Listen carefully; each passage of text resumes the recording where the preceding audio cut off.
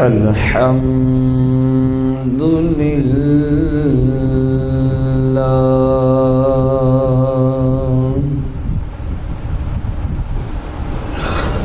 الحمد لله رب العالمين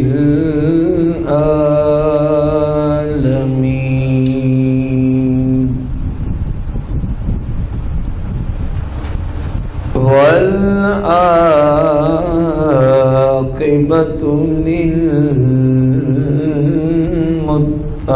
للمتقين والصلاة والسلام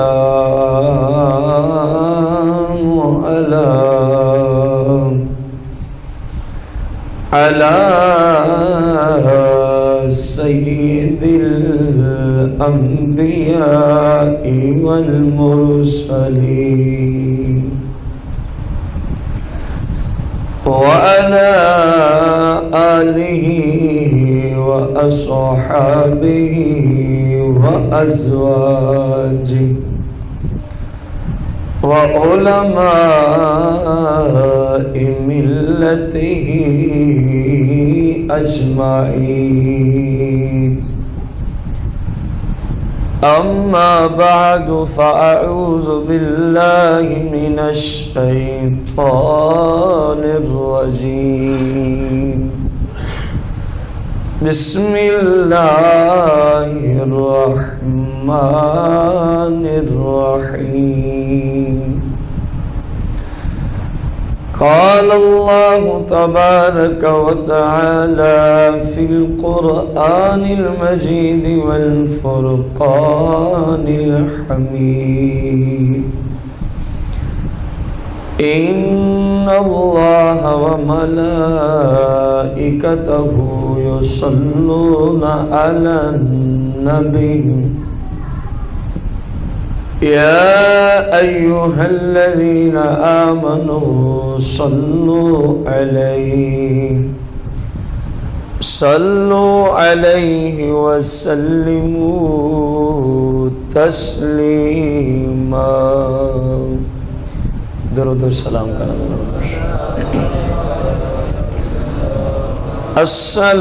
الصلاة والسلام عليك يا سيدي يا رسول الله. الصلاة والسلام عليك يا سيدي يا حبيب الله.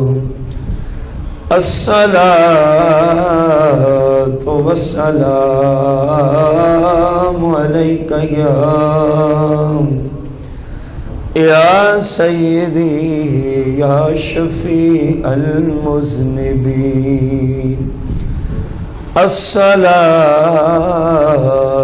والسلام عليك يا سيدي يا رحمة للعالمين. مولاي صل وسلم دائما أبدا على حبيبك خير الخلق كلهم.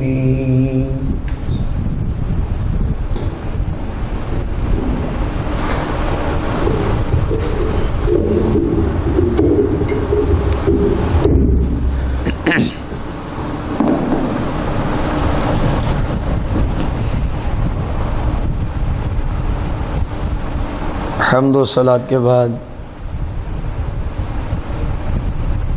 سامعین محتشم،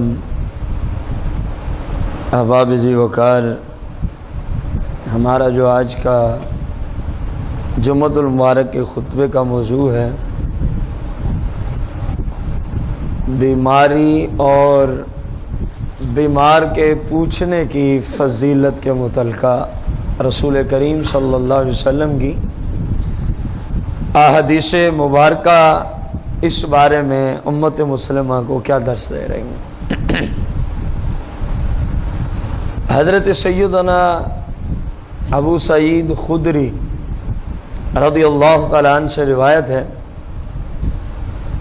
رسول کریم رؤوف الرحیم علیہ الصلاۃ والتسلیم نے ارشاد فرمایا کہ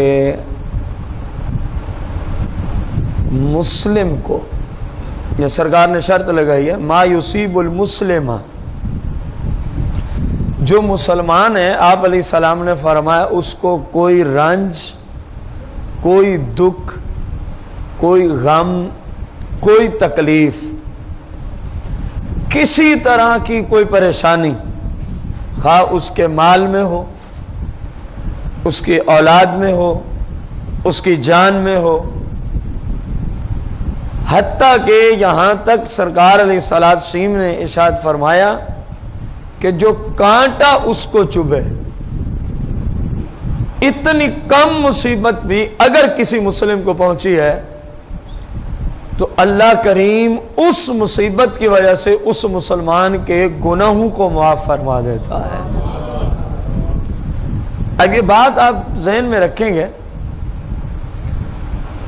جتنی احادیث مبارکہ اس طرح کی آج ہم عرض کریں یا کسی اور جگہ کسی جگہ سنیں یا پڑھیں، اس میں ایک شرط ضرور ہے کہ جو اپنی اس بیماری پر صبر کرے۔ یہ ثواب تب ہے جب وہ اللہ کی جناب میں گلہ شکوہ شکایت نہ کرے، اللہ کی رضا پہ راضی رہے، اللہ کی رضا پر۔ رسول کائنات فخر موجودات علیہ السلام کے صحابی حضرت سیدنا عبداللہ بن مسعود رضی اللہ تعالی عنہ ارشاد فرماتے ہیں کہ سرکار صلی اللہ علیہ وسلم نے ارشاد فرمایا کہ مسلمان کو جب کبھی کوئی مرض، کوئی تکلیف، کوئی پریشانی، غم، دکھ، اذیت پہنچتی ہے تو سرکار علیہ السلام نے ایک خارج سے مثال دے کے سمجھایا، پت جھاڑ کے موسم میں جس طرح فرمایا درختوں کے پتے نہیں جھڑ جاتے، جس طرح درختوں کے کیا جھڑ جاتے ہیں، فرمایا جب مسلم کو کوئی چھوٹی بڑی کی کوئی قید نہیں، تھوڑی سی تکلیف ہوئی، پریشانی آئی، تنگ دستی آئی، کوئی بیماری آئی، کوئی مصیبت آئی، کوئی رنج آیا، کوئی دکھ، کوئی اذیت کی بات، ظاہر مختلف انداز میں یہ ان باتوں میں سے مختلف اوقات میں باتیں وقتاً فوقتاً لوگوں کو پہنچتی رہتی ہیں، تو سرکار علیہ السلام نے فرمایا اس کے گناہ اسی طرح ہی گر جاتے ہیں، کما تحط الشجرۃ ورقا، جس طرح کے جب پتے جھڑنے کا موسم ہو، جس طرح درخت کے پتے جھڑ جائیں اور دیکھنے والوں کو کچھ نظر نہیں آتا، فرمایا مسلم اگر اپنی مصیبت پہ صبر کرے تو اسی طرح جس طرح درخت پہ کوئی پتا نہیں رہتا اس کے ذمہ بھی اللہ کریم کوئی گناہ باقی نہیں رہنے دیتا۔ رسول کائنات فخر موجودات علیہ الصلاۃ والتسلیم کے پیارے صحابی حضرت سیدنا ابو ہریرہ، حضرت سیدنا ابو ہریرہ رضی اللہ تعالی عنہ سے روایت ہے، رسول کریم صلی اللہ تعالی علیہ وآلہ وسلم کی بارگاہ قدسیہ میں آپ کی محفل لگی ہوئی ہے، اس محفل کے دوران ایک شخص نے فسبح الرجل، ایک شخص نے بخار کو برا کہا، غور کرنا کس چیز کو برا کہا، بخار کو برا کہا، فقال النبی صلی اللہ علیہ وسلم لا تسبوها، فرمایا بخار کو برا نہ کہو، غور کریں، فرمایا بخار کو برا نہ کہو، کیوں؟ سرکار علیہ السلام نے فرمایا کہ جس طرح جس لوہے کو زنگ لگ جائے، جس طرح جس لوہے کو کیا لگ جائے، اب اس کے زنگ کو صاف کرنا ہو تو کہاں ڈالنا پڑے گا؟ آگ کی بھٹی میں، یہ باقاعدہ سرکار کی حدیث ہے، سرکار نے فرمایا جس لوہے کو زنگ لگ جائے تو اس کے زنگ کو دھونے کے لیے آگ ضرورت ہے. آگ کی بھٹی میں ڈال دو تو اس کو بالکل پیور لوہا چھوڑے گی, اس کے سارے زنگ کو ختم کر دے گی. فرمایا جس بخار کو تم اچھا نہیں سمجھ رہے یہ اسی طرح کام کرتا ہے جس طرح آگ لوہے کو صاف کر دیتی ہے زنگ سے, میل کچیل سے. فرمایا جب بخار آتا ہے تو مسلم کے جسم میں گناہ ہوتے ہیں, اور جب اسے آ کے چلا جاتا ہے تو اسی طرح خالص بنا کے جاتا ہے بخار کہ اس بندے کسی میں کوئی گناہ باقی نہیں رہتا. فرمایا اتنی اچھی چیز کو برا کہہ رہے ہو, اتنی اچھی چیز کو برا کہہ رہے ہو. اب غور کریں, رسول کریم صلی اللہ علیہ وسلم نے بخار کو برا کہنے سے بھی منع کر دیا, حالانکہ ایک مرض ہے, ایک بیماری ہے, دکھ تکلیف دینے والی چیز ہے. فرمایا لیکن نہیں, اس کو برا نہیں کہہ سکتے. بخار کو تم برا, کاش کہ امت مسلمہ اپنے پیارے آقا و مولا رسول کریم صلی اللہ علیہ وسلم کی دی ہوئی تعلیمات کے مطابق قرآن و سنت کو سیکھیں اور اسی کے مطابق زندگی گزاریں, تو یقین جانیں یہ جو زندگی آج عذاب نظر آتی ہے یہ ایک بہار کی صورت میں تبدیل ہو سکتی ہے. اب دیکھیں نا, ہمارے یہاں اکثر مسلمان پریشانیوں کی وجہ سے, دکھ تکالیف کی وجہ سے, بیماریوں کی وجہ سے نہ جانے کیا کیا کلمات اپنی زبان پہ لے آتے. اللہ کی بارگاہ میں گستاخی کرتے ہو, میں یہ جملے عرض کر رہا ہوں, نہ جانے کیا کیا جملے وہ اپنی زبانوں پہ لے آتے ہیں. حالانکہ رسول اللہ صلی اللہ علیہ وسلم نے امت کو کتنا پیارا درس دیا ہے. فرمایا اگرچہ بیماری ہے, دیکھیں یہ صرف بخار میں بند نہیں ہے یہ حدیث, کسی طرح کا کوئی مرض ہے, کسی طرح کا کوئی دکھ, کوئی تکلیف ہے, تو درس کیا دیا امت کو؟ فرمایا اس کو برا نہیں کہنا, اس کو برا, کیونکہ اس کی وجہ سے اللہ کریم تیرے گناہوں کو معاف فرما دیتا ہے, اس کی وجہ سے اللہ کریم تیرے گناہوں کو معاف فرما دیتا ہے.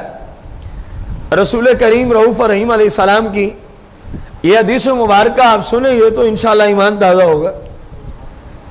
رسول اللہ صلی اللہ علیہ وسلم سے حضرت محمد بن خالد نے اس کو روایت کیا اپنے باپ سے, انہوں نے اپنے جد سے, کہ بسا اوقات اللہ کریم کسی بندے سے راضی ہوتا ہے کسی وجہ سے, اور اس کے لیے جنت میں اعلیٰ قسم کا محل, اعلیٰ قسم کے درجے اس کے مقدر میں لکھ دیتا ہے کہ یہ میرا بندہ جنت کے فلاں محل تک جائے گا.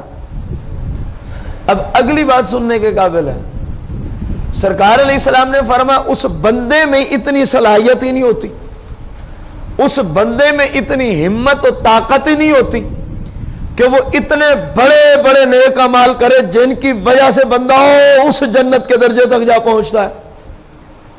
ادھر اللہ نے لکھ دیا کہ اس نے جانا ہے.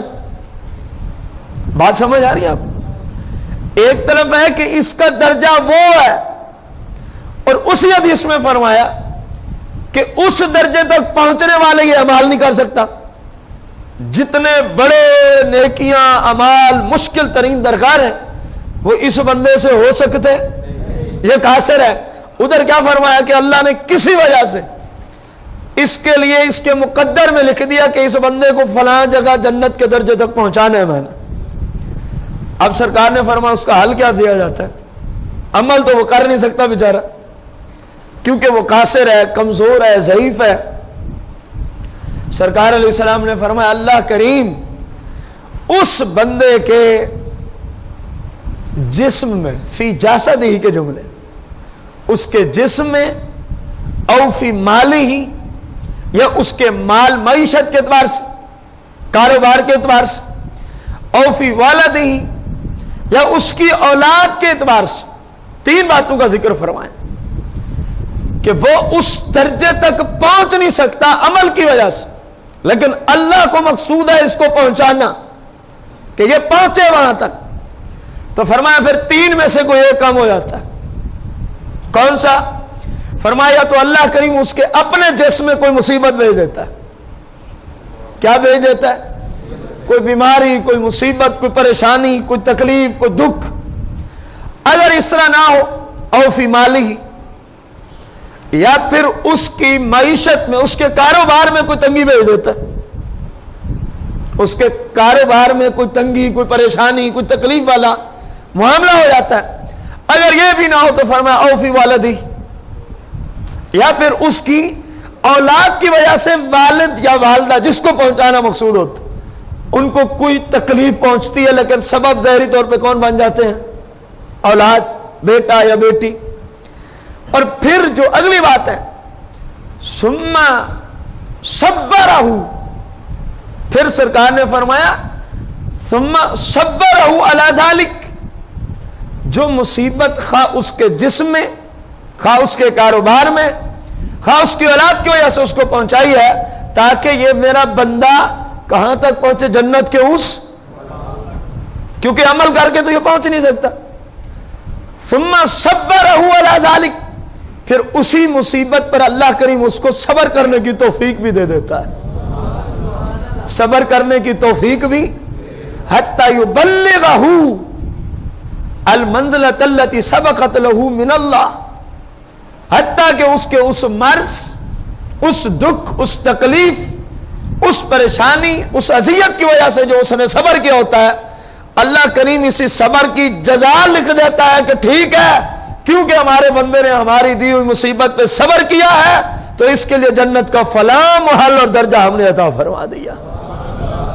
مصیبت تو اتنی بڑی اچھی چیز جو عمال کی وجہ سے نہ مل سکا، جو عمل کی وجہ سے بندہ جس درجے تک نہیں پہنچ سکتا اور اللہ کو مقصود ہے اس کو پہنچانا، تو پھر اس کے یہ طریقہ اختیار کیا جاتا۔ اب ہمارے ہاں اکثریت کی حالت گلے اور شکوے والی ہے انہی تین کاموں میں۔ اپنے جسم میں مصیبت ہو تب بھی بولتے بولتے تھکیں گے نہیں، کوئی کاروبار پہلے جس طرح چل رہا تھا، کوئی تھوڑی سی پریشانی آ جائے تو تب بھی ان کے گلے شکوے سننے کے قابل، اولاد میں کوئی مسئلہ بن جائے تب بھی گلے شکوے سننے کے۔ بھائی گلے شکوے کریں گے تو پھر ثواب نہیں ملے گا، کیونکہ آپ حدیث سن چکے ثم صبرہ علی ذلک، کہ یہ ثواب، یہ فضیلت اس کے لیے جو آئی ہوئی مصیبت، دکھ، تکلیف، بیماری پر کیا کرتا ہو؟ صبر کرتا ہو۔ یہ رسول اللہ صلی اللہ علیہ وسلم کی تعلیمات، آپ نے امت کو زندگی گزارنے کا یہ درس دیا ہے کہ کوئی تکلیف آ جائے، کوئی دکھ آ جائے، کوئی پریشانی آ جائے تو پریشانی تو اپنی جگہ مسلم ہے، لیکن تیرے اور کافر میں فرق ہونا چاہیے۔ کافر روئے گا، چلائے گا، پیٹے گا، گلے شکوے کرے گا، تو ہے مسلم، تیرا ہر حال میں انداز یہ ہو کہ اے اللہ میں تیری رضا پہ راضی ہوں، اے اللہ میں تیری رضا پہ راضی ہوں۔ دیکھیں ایک بندے کو کوئی مصیبت آ گئی، فرض کیا کسی کے کاروبار میں کوئی مسئلہ بن گیا، اب اس کے اللہ کے جناب میں جو جملے لوگ بولتے ہیں، ان جملوں کے بولنے کی وجہ سے کاروبار درست ہو سکتا ہے؟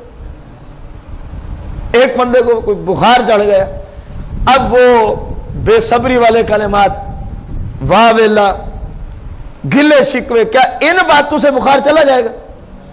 کوئی دکھ، کوئی تکلیف، کوئی مرض بے صبری کی وجہ سے جائے گا نہیں، الٹا اس کا نقصان ہو جائے گا۔